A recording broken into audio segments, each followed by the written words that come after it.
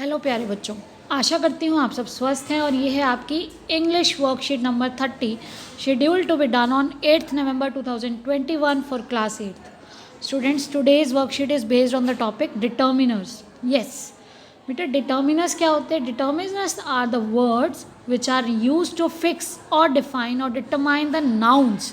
Nouns means names, संज्ञा। संज्ञा के बारे में आपको कुछ एक्स्ट्रा बता रहा है, डिटरमाइन कर रहा है, इन सम वे और the other are called determiners. ये वर्ड्स को क्या कहा जाता है? डिटर्मिनर्स। और यहाँ हमें कुछ वर्ड्स हैं डिटर्मिनर्स में भी, सिर्फ कुछ हमें आज बताए गए हैं और कुछ नेक्स्ट वर्कशीट में बताए जाएंगे।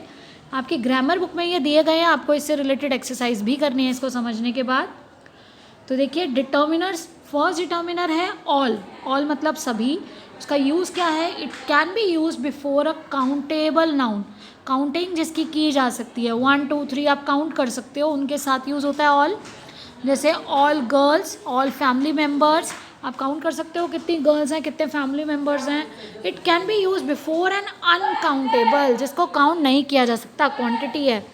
All work, all fun, all happiness, तो उसके साथ भी हम ऑल, सभी, सारा, इसके लिए हम वर्ड यूज़ करते हैं ऑल।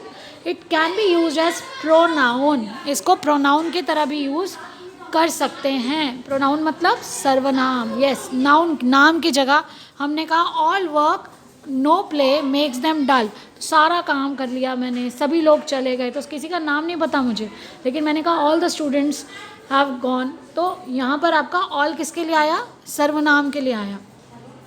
इसके बाद देखिए ईच और एवरी, हर एक। तो यहाँ ईच और एवरी जो वर्ड है, ईच एंड और every means a number of persons और थिंग्स कंसीडर इंडिविजुअली, एक एक करके, सबको अलग अलग, हर एक के पास है।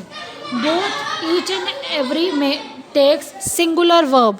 ईच और एवरी दोनों के लिए ही सिंगुलर वर्ब का यूज़ किया जाता है।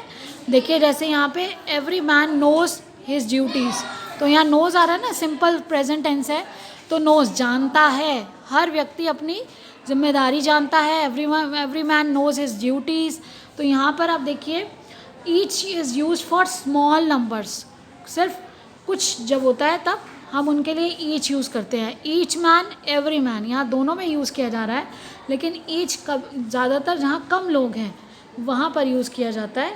एक छोटा ग्रुप है उसके लिए ईच यूज़ किया जाता है, और बहुत सारा अगर ज़्यादा बड़ा ग्रुप है तो एवरी वर्ड यूज़ होता है general.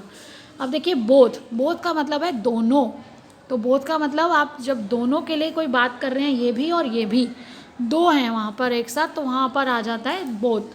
Both is use in the sense of one and the other. Both को यूज़ किया जाता है एक और दूसरा भी उसके साथ, दोनों एक साथ। तो both can be use alone और followed by a noun. Both को अगर अकेला भी यूज़ कर सकते हैं और किसी नाउन के साथ भी, नेम के साथ भी यूज़ कर सकते हैं। जैसे both Amit and Sonu, both Reena and Meena, तो दोनों के लिए शब्द यूज़ हो रहा है बोथ, दोनों ही वो काम कर रहे हैं एक साथ। बोथ वॉन अ कॉन्टेस्ट, दोनों ही कॉन्टेस्ट जीत गए। Both of them are living, तो यहाँ देम क्या है? यहाँ पे प्रोनाउन के साथ यूज़ किया है बोथ। यहाँ पे नेम्स भी मैंने जैसे बताया कि both Reena and Meena, both Amit Sonu, both Tinku and Minku, तो यहाँ पर बोथ नेम्स के साथ भी यूज़ हो सकता है और उसका मतलब होता है दोनों। It takes plural verb, plural verb लेता क्यों? दो लोग एक साथ हैं, जहाँ एक होगा तो सिंगुलर होगा सिंगल। यहाँ प्लूरल वर्ब क्यों लेगा? क्योंकि जहाँ दो लोगों की बात हो रही है वहाँ एंड यूज़ हो रहा है, और एंड से क्या, दो एडजेक्टिव्स होंगे, या तो दो विशेषताएं होंगी, या दो नाम होंगे, या दो काम हो रहे होंगे, तो उसके लिए हमारा क्या यूज़ होगा? यस, ये यूज़ करेगा ये प्लूरल वर्ब। लेकिन अब यहाँ पर देखिए it was both hot and humid, तो यहाँ एक कंबाइन माना गया कि कोई एक चीज़ थी और उस एक चीज़ के बारे में बताया गया। तो यहाँ पर बोथ ने हमें क्या बताया कि ये दोनों क्वालिटीज़ थी। अब नीदर का ही साथ में पेयरिंग होगी नॉर, नीदर के साथ आता है नॉर, ना ये ना ही दूसरा, जहाँ पे not one not the other, ना तो मुझे कॉफ़ी चाहिए ना मुझे चाय चाहिए। I need neither coffee not T, मुझे ना चाय भी नहीं चाहिए कॉफ़ी भी नहीं चाहिए। तो यहाँ पे देखिए इट टेक्स, कोई भी नहीं, एक चीज़ के बारे में बात हो रही है तो यहाँ सिंगुलर वर्ब लगेगा। It followed by not to combine two negatives, negative, N से नॉट, एन से नीदर, एन से ही नॉर, तो आप एन से याद करेंगे कि ये क्या है? एन से नेगेटिव, नेगेटिव सेंटेंस के लिए, नेगेटिव सेंस के लिए यूज़ होता है। Neither I like to sing not do I like to dance at annual function, ना तो मुझे एनुअल फंक्शन में गाना पसंद है ना ही डांस करना पसंद है। ईदर, ईदर का कम्बिनेशन होता है बेटा, ईदर का जोड़ा है और, यहाँ नीदर के साथ हमेशा नॉर, एन से एन देखिए और क्या एन लग गया। ईदर के साथ और होता है एनी वन ऑफ देम, मुझे इन दोनों में से कोई भी चीज़ मिल जाए तो चलेगा। It takes a singular verb, either is followed by or, either और के साथ होगा, इधर के बाद और आएगा, जैसे नीदर के बाद नॉर आता है। You can either wait for some time or come a little letter, तुम थोड़ी देर के लिए इंतज़ार कर सकते हो या थोड़ी देर बाद आ जाओ, तो दोनों ही ऑप्शंस पॉसिबल हैं, दोनों में ही एक्सेप्टेंस है। अब देखिए बेटा, जहाँ एक्सेप्टेंस नहीं थी वहाँ पर नीदर नॉर यूज़ हो रहा था। अब देखिए हमारा नेक्स्ट है वन। वन कहाँ यूज़ होगा? When we have been talking और writing about a group of people और थिंग्स, जब हम कुछ लोगों के बारे में बात कर रहे हैं, ग्रुप समूह के बारे में बात कर रहे हैं, कुछ चीज़ों के समूह के बारे में बात कर रहे हैं, and want to say something about a particular member of the group, और उन्हीं में से किसी एक के बारे में, किसी एक विशेष के बारे में कोई बात कहना चाहते हैं, तो हम वन का यूज़ करेंगे। एग्जाम्पल है one should do one's duty, हर किसी को अपना काम, अपनी जिम्मेदारी पूरी करनी चाहिए। एज अ प्रोनाउन भी हम वन को यूज़ करते हैं, जब हमें नाम नहीं पता, one should be followed by appropriate cases of one, तो हमने यहाँ प्रोनाउन की जगह यूज़ किया वन। नाम नहीं पता था हमें, हमने सभी के लिए कहा कि सबको अपनी ड्यूटी पूरी करनी चाहिए। अनदर देखिए, अनदर है, अनदर में क्या आएगा? It is use with singular countable noun to talk about an additional person or thing, यहाँ पर किसी एक और के बारे में बात है, ये भी या एक और जो सेंस होता है, thing of the same type, उसी तरह की एक और चीज़ या कुछ और एडिशनल हमें चाहिए, कुछ और उसके साथ चाहिए, तो हम क्या यूज़ करते हैं? अनदर, एक और अन एन अदर। आप देखिए एन प्लस अदर अगर मिलाएंगे तो क्या बना? एक और चाहिए मुझे, अनदर इकट्ठा बन गया। तो can I have another pair of shoes, क्या मैं एक और जूतों का जोड़ा ले सकता हूँ या ले सकती हूँ? तो अब देखिए इन्हीं डिटर्मिनर्स का यूज़ करके हमें फिल इन द ब्लैंक्स करने हैं।